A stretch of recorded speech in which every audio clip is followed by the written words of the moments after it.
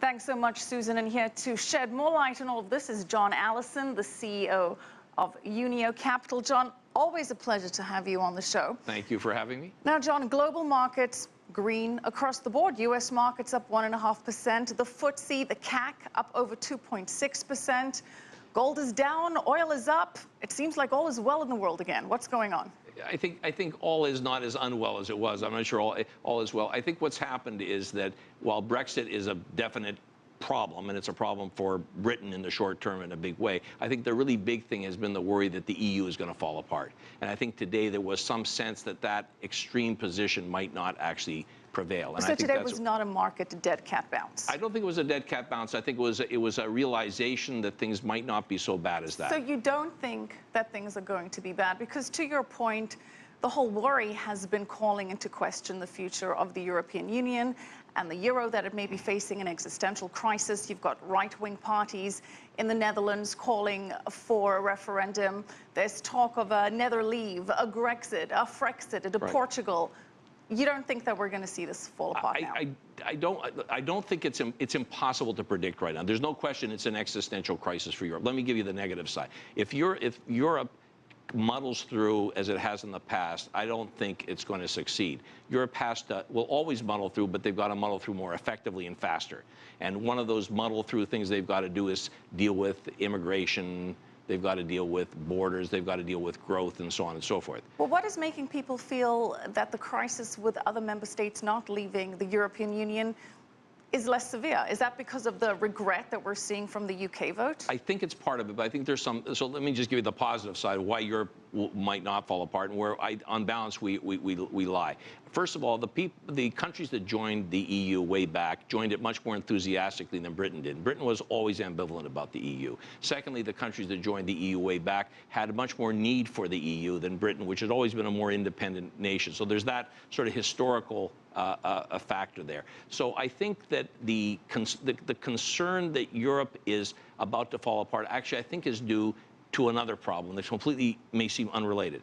Back in 2007-9, we had this little thing called subprime that led to this huge thing called Lehman and I remember that. That rings a bell. A little conflagration. A little familiar, yeah. Right. So we human beings tend to extrapolate from the past. So we have a model in our heads that little things, or seemingly little things, can lead to very big things. Brexit, well, it's not that little, we'll call it the little thing, could lead to the very big thing called the EU.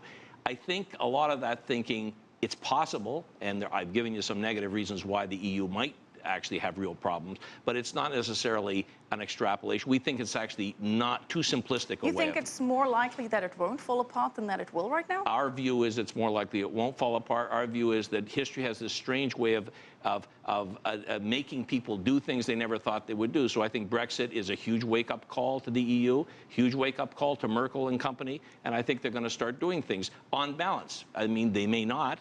And if they don't, then the negative people will have. Well, a lot has to happen before Brexit actually takes place. Right. Article 50 needs to be invoked. Cameron's saying he's not going to do it, not under his watch. He's going to wait for the next Prime Minister. You've got petitions going around the UK calling for a revote. You've even got those in charge of the Out campaign saying, all right, let's not be in such a rush to do this. How likely is it that there can be a U-turn here? I think it's unlikely. I know we talked about this before the show. I know everybody would love for there to be a U-turn who is on the Remain side of things.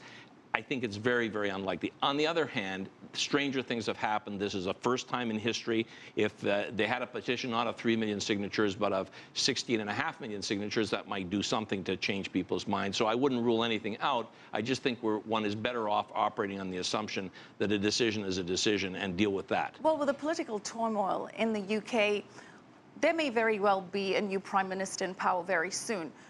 Would there not be a scenario where he can call for a clearer mandate of what the country wants him to do before taking decisive action? Yes, I think Britain has been the gold standard of political stability in the past. Now, for the first time, its stability is being questioned, the stability of leadership in the Conservative Party, Labour Party, and so on and so forth. So I think you're right. I think that will happen. But say the Brexit goes through. Why could the UK not have a model similar to the one that currently exists with Norway?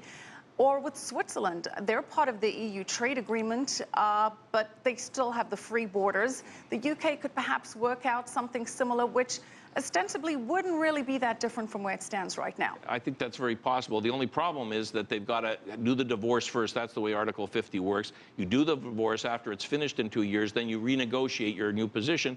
And if the UK renegotiates a position that's very close to what it is today, I think that's entirely possible, but it might disappoint the leavers. We'll say, why did we go through all this just to be back where we started from? So it's a conundrum. John, with all this uncertainty, what's your outlook for the equity markets in the US and in Europe and the UK?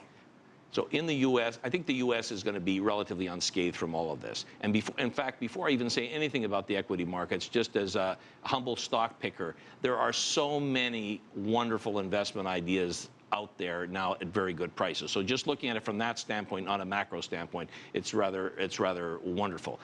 Quick buying opportunities? Well, I think there are. But the U.S. I think is going to be okay and relatively unscathed. I think Britain is going to go through a very difficult period for the next few years. What it is long term, we don't know. I think Europe is going to have a bit of a slowdown. I mean, Mario Draghi said today it's going to lose a 0.5 percentage point of growth.